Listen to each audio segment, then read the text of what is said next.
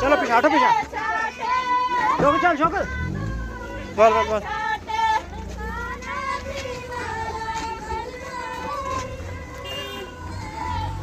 मारो भी पानी थोड़े और थारा भी जो तब ना ठीक है फायदा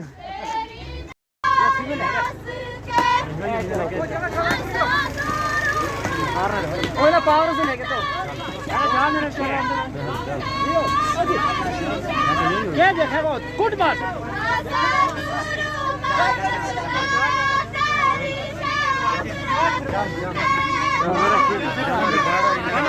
पाँच घास वाले खड़े